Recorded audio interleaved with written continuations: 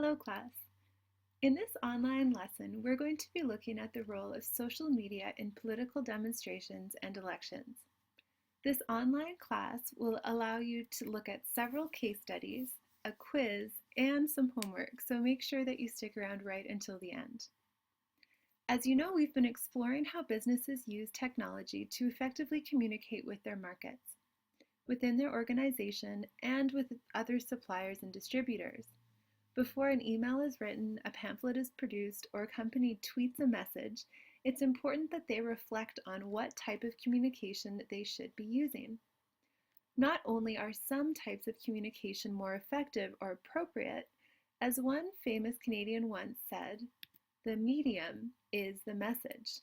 This guy's name is Marshall McLuhan. And again, in case you haven't heard it before, he said, the medium is the message. I think what he meant to say, or what he was trying to say, is that a message is shaped by the way you choose to present it. And when you create a message using social media, it says something about you in addition to your message.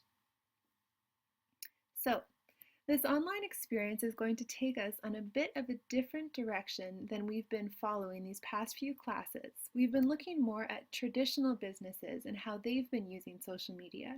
But this time, we're going to explore how a different type of organization, a political movement, or a political party, is using social media to get their message out. My hope is that in reviewing the power of social media, you'll decide how best you want to use the tools that you have in your own life through social media. What messages are you wanting to get out to your networks? What is the best way for you to get organized to get your message out? And it's also important for you to consider if there are any risks or ethical considerations that you need to take into account when making your decision. Let's start by reviewing the main types of social media and how social media is being used in Toronto's current mayoral election. We'll then be moving overseas to look at 3 case studies, one located in Egypt, another in Hong Kong, and the third in India. So, a bit of a review, but let's look at social media. What exactly are we talking about when we say social media? We are referring to social bookmarking sites. We are looking at social news, social photos or video sites, and wikis. Social bookmarking allows you to interact by tagging websites and searching through others' bookmarks. An example of this is the website Delicious. And if you're not familiar with that site, why don't you check it out online after this presentation? The other type is social news. This enables you to vote for articles. The most common type of social news is Reddit, or there's another one called Dig that you can also look at later on. With social photos, this is a type of social media most people are familiar with. This includes YouTube, Flickr, or even Facebook. And then a wiki. Wikipedia is a type of wiki, and a wiki is a type of editable content that you can change online. Canada. As you know, we are in the middle of a mayoral election. You probably recognize these 3 people, although the guy on the right-hand side is no longer in the running. Now he's been replaced by his brother. So, as you know, Toronto is currently experiencing a mayoral election. Each of these people's campaigns have put a lot of time into getting their candidates' names known by you. Whether they've done a good job of doing that is something that we'll find out after the election happens. Not only is social media used by politicians to get their message across, some people believe that their skill in using social media tools will actually impact whether or not they will win. Let's take a look at a global news report on this very topic. Do you trust the polls? I see them more as like a guideline than I do as like a accurate reflection of what's going on. If you believe the polls, the election's in the bag for John Tory, but they failed to capture the opinion of people like Emily Barry. but I haven't yet decided who I'm voting for. She doesn't have a landline and follows the news like most young people these days. I'm on Twitter on and off all day. In the realm of social media, Olivia Chow has the biggest audience. When you look at the number of Twitter followers, Olivia Chow is in the lead with almost 60,000. That's about double the number John Tory has. She's also in the lead in terms of Facebook likes. Doug Ford is trailing in third place in both areas. I think voting is very important. During this summer's provincial election, Student Vote held a mock election with high school students that was much more accurate than many of the polls. And our students had predicted a clear Liberal majority. For us, it shows that the kids are either developing the same capacity that adults have, or they're regurgitating the values from their parents. A theory that could mean millennials are a better test than robocalls or random sampling. I think overall there's kind of a sense of frustration. Back to Emily and what issues matter to her and people her age. It's public transit, affordability, increasing cultural clout in the city. And which way are the few we spoke with likely to swing? Left of center, for sure. It would be Olivia Chow or John Tory. Do you know who you're not voting for? I do, yes. In 2010, Calgary's Naheed Nenshi was limping near last place with 8% of the vote. He ended up winning with 40. The Chow camp loves that narrative, but a wave of young voters will only help.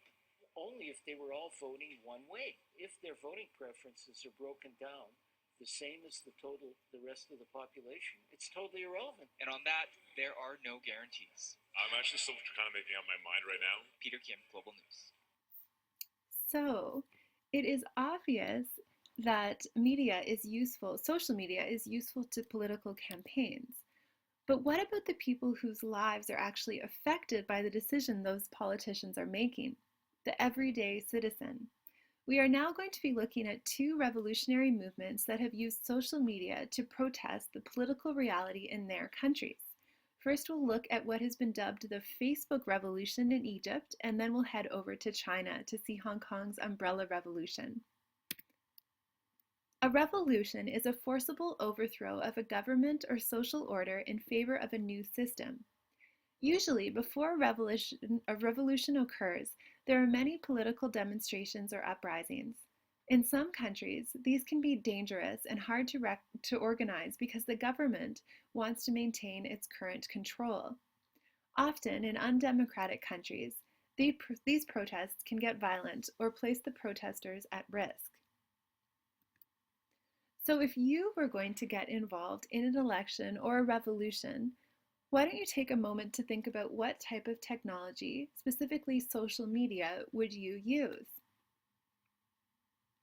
Remember, just like in business, political activists and politicians need to choose a technology that is appropriate for the type of message they are trying to communicate and the situation in which they are trying to communicate their message.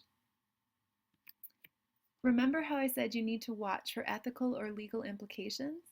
Well, operating Facebook or other online accounts was not without risk during the Egyptian Revolution. For years, it's been known that the Egyptian government has been monitoring the private electronic communication of certain citizens, but this didn't stop young adults in Egypt from using social media, specifically Facebook, to organize their revolution. They started a Facebook page called Tahrir Square, which was maintained by a rotating staff of about 20 people. During the uprising, this was used particularly to counter the misinformation that was being produced through state media outlets. Because of the role Facebook played in organizing the revolution and informing the public of what was actually happening in the square when the state media was not telling the truth, this revolution has been dubbed the Facebook Revolution. And a lot of this information, actually all of this information, comes from the BBC, which is a great resource for news. Now, we are going to head over to Hong Kong and learn a little bit about the Umbrella Revolution. Now, remember that Hong Kong is a part of China, which is a communist country, and all of the media there is state-controlled. So, to launch any type of political protest is a great risk. This report comes from CBC. Beijing controls what its citizens can see and hear in mainland China about the democracy protests on TV and online. So the authorities could conceivably shut down the internet in Hong Kong, too. That potential threat has prompted a mad rush to download an app called FireChat, a messaging network that doesn't need cell towers or Wi-Fi connections. Chris Brown explains how it works. These Canadian students who marched and handed out ribbons today in solidarity with the Hong Kong protesters fully appreciate the power the smartphone has to fuel a protest movement. It's the easiest way to connect to people, and you really feel a lot closer with social media. At first, protesters in Hong Kong used Instagram to mobilize, post their photos, and tell the world about their concerns. But the Chinese government quickly blocked the service. So, by the tens of thousands, they turned to an intriguing new app called FireChat. Tech expert Graham Williams says it may revolutionize the art of, well, planning a revolution. This is significant because it can't be shut down. This is a Bluetooth signal, so it has nothing to do with the cellular radio that's in your phone. We did a little demo right in our Vancouver newsroom. Essentially, the idea here is that your Bluetooth is connected to your Bluetooth is connected to mine, we're connected to each other, all of us are connected together. We all turned off Wi-Fi and cell reception, but through the Bluetooth signal generated by each phone, we could still text each other. This is almost like a little mini internet that we've created here, is it? This is our own little mini internet right here. This is a new technology that we haven't seen in the last 10 years. If just one person in the so-called mesh network of FireChat gets access to the internet, then everyone else linked to them can get it too. In Hong Kong, more than 100,000 users downloaded FireChat in less than 24 hours. UBC professor Alfred Hermida has just written a book on the impact social media is having on political activism. It's more dangerous in the sense that you cannot control the message. For a country like China that relies on controlling information and the flow of that information, what apps like FireChat do is take that control outside of their hands. Of course, Chinese police in the crowd could be on FireChat too, so organizers are telling protesters not to use their own names. Bluetooth technology is extremely hard to jam or interrupt, but it's likely a safe bet. Right now, someone in China's Communist Party is trying to find a way to do it. Chris Brown, CBC News, Vancouver. So there you have a look at a way people are getting around the government restrictions, but again, it's not without risk. And for our third case study, and final one, we're going to look at India. There was an election there in May 2014, and what we're actually looking at here is Twitter. All of the quotes I'm going to read to you are from Reuters, which is another reputable business news source. So this is something said by the India Market Director at Twitter. So she says, "The election, more than any other moment, provides a nice microcosm of the value Twitter can add. We are sharing widely the lessons of this Indian election around the world." So after India successfully used Twitter, a lot of other countries have actually now been incorporating more of Twitter into their election campaigns. As she says, it was the country's first major Twitter election, and the novelty of the technology gave an advantage to the politicians who adopted first, especially the BJP, who ended up winning with 4.3 million Twitter followers. But she cautions us because she's saying there are some differences between the developing world and the developed world in terms of using social media. She says the Indian experience will serve as a model for other developing countries.